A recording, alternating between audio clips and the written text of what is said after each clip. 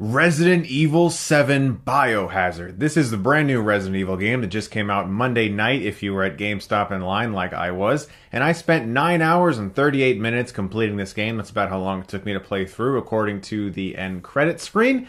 And I'm here to talk about it. I don't normally review games, but if you've been watching my channel for a long time, you know that I do really enjoy video games, but I don't review them anywhere near as regularly as I do movies. For games, I prefer to review games that I actually wanted to play. I'm a fan of the Resident Evil games. I don't love all of them. Some have been up and down for me. Resident Evil 5 and 6 were, for me personally, kind of low points in regards to the series, but everything from the first to the fourth and some of the spin-offs like Resident Evil 0 I really enjoyed. And I also had a lot of fun with the two Revelations games, which I think are pretty underrated.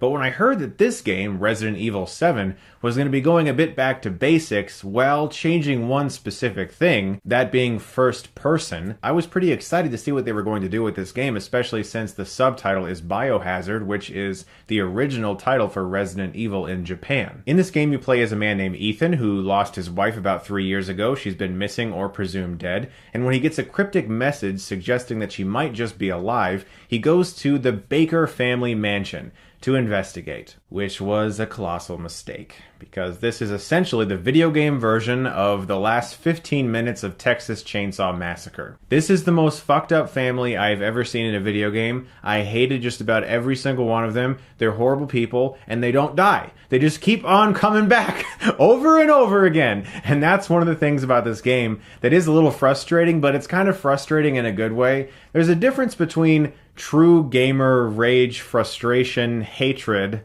and frustration at just not being able to complete something that's really fun, but you have to keep doing it over and over again, but you're somehow in some weird sadomasochistic way actually enjoying the experience. I really liked Resident Evil 7. I think this is the best entry in the series since 4. It does go back to the basics of more survival horror where you have limited ammo and you have to preserve it very carefully. You better get those headshots in, because if you don't, you're going to run out of ammunition really fast. But it's not quite like the Wii U game Zombie U, where you have like nothing but a bat for a really long time, and if you die, you're just kind of screwed.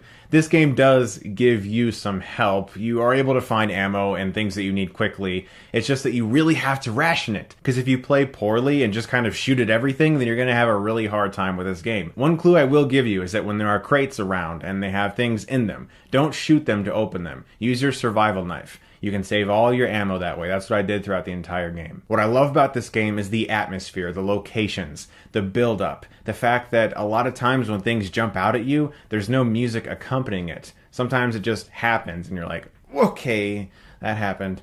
You know, I played this game in surround sound, so that was awesome. If you have surround sound, definitely play the game in that, because it really adds to the experience. When you're walking through this mansion, there are sounds behind you and all around you that can really, really screw you up. And there were a few times where it actually got under my skin quite a bit. And a lot of that is due to the extremely well-rendered, creepy locations in this game. There's more than just the house. I won't spoil it for you, but there's a lot more than just the house. And that was something I was really excited about. I really liked the use of VHS tapes in this game. You collect tapes and you can put them into a VCR, and then you watch a video that gives you clues on something that you're eventually going to have to do. And you can actually interact with this video and take part in the video. So it allows you to figure out various clues and things you're going to eventually have to do in the future to get the upper hand on the Baker family. And it's kind of cool to watch them be like, how are you doing all of these things? How do you know this? Well, because I watched a VHS tape, motherfucker. But for me, my favorite part of all the Resident Evil games beyond the scary, creepy stuff is the puzzles. I've always really liked puzzle-based games. There aren't as many in this game, which was a little disappointing. My favorite thing is when you find an item, you have to hold it up in front of a light and then maneuver it around to create a shape that fits into a painting that will open up into some secret passageway. I thought that was really clever. There are a few puzzles, but it's not as puzzle heavy as I was hoping it would be. If you're not a fan of puzzles in games, then you'll probably be really happy with that. There's plenty of weird creatures. I don't want to call them zombies per se. It's a sort of different, sort of almost a medical spin on it, which goes into that title, Biohazard. It actually feels a little more viral than some of the other Resident Evil games that felt more like endless hordes of zombies. And without getting into spoilers, the game does have a really good way of messing with your mind. And it has a great way of calling back to the past so that you can then make the connections you need to understand the story, which, by the way, this game has a fantastic ending. I really thought it was surprising, and it took me off guard because I won't get into it, but there's a certain thing that you encounter throughout the game that sets you on edge, and it's just kind of there.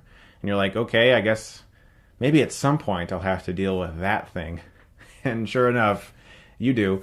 And it really added something to the entire experience. And I must say, please read all the files, look at all the photos, look at everything, find every little bit of evidence you can, explore every room and every nook and cranny, because it's going to help you understand the story more. And when I play these games, I'm more of an explorer. I really like to look through everything. I open every single door that I can, every single drawer, every single cabinet. I look at all photos, I read all newspaper clippings, everything, because it really adds to the experience. This game has successfully filled that void that I had when I discovered that PT was no longer going to be made. The Silent Hills game by Hideo Kojima that was canceled. That was one of the most disappointing experiences in regards to a video game I've ever had. I was so ready for that game. And I think they actually have filled that void for me because there's a first-person perspective to this that did feel very much so like PT at times. And I feel like maybe they were like, hey, this isn't happening. Let's help the gamers out there have some catharsis for what they could have had, and this game, for me, filled that void. The controls I thought were very seamless. All of the combat felt extremely fluid. I loved the amount of ammo that I was given. It was just enough if you ration it perfectly. The enemies were fearsome and scary. The locations were very well utilized and extremely creepy. I didn't really give a crap about anybody in this game, though. But I mean, if you ever played a Resident Evil game, you know that that's not really important. It's really about you feeling their experiences and becoming them, because you don't even really get to see much of Ethan in this game. It's really about you becoming him and you experiencing whatever he's experiencing. This is a really disturbing game that's like a mishmash of Texas Chainsaw Massacre and what was hopefully going to be Silent Hills. And it's all into one, and it's a ton of fun. This is my favorite Resident Evil game since 4. I'm going to give Resident Evil Biohazard a 9 out of 10. I feel like I have to remind you every time I do a video game review that I do games out of 10 and movies are letter grade, because I just don't do that many game reviews. I hope you guys check this out. If you've never played a Resident Evil game before, I'd maybe start with the HD re-release of the very first one. That is a banging game, tons of fun, and then eventually go on to 2, 3, 4. You can skip 5 and 6, I would say. That's just me personally. Some people might really like him, but I would say just either play Revelations after that or skip right to 7. Also, I'm going to be reviewing the last Resident Evil movie this weekend, or so it's being marketed as, the final chapter, so look forward to that. Guys, you are the best. Thank you very much for watching, and if you like this, you can click right here.